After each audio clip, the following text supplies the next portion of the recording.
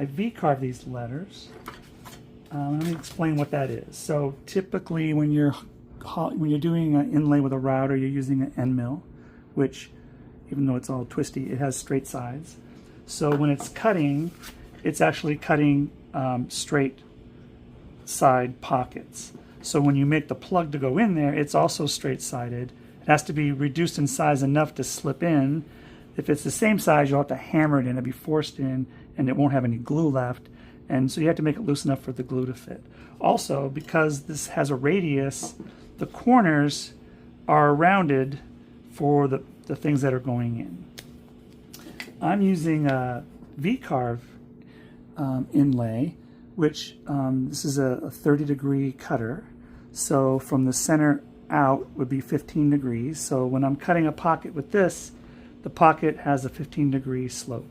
In fact, it does teamwork. It actually uses a larger end mill to hollow out the bulk, and then this comes in and does the detail work. But what's really nice about this compared to that is when it comes up to a corner, the cutter actually retracts from the cut. So it makes these very crispy, sharp corners that you wouldn't see with a regular end mill.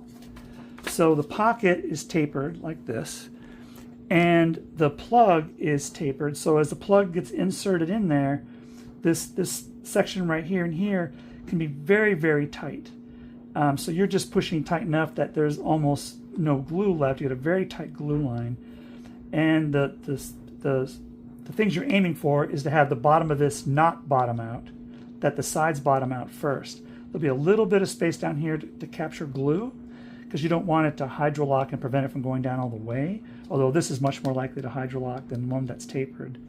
And then these little lips on the top, you want the height of this so that when it's all the way down, these lips are still above the surface.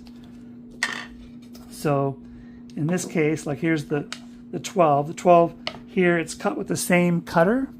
It's just doing an embossment. So instead of cutting a hole, it's cutting everything but the hole, and it's a mirror image of the hole so that it will fit in there.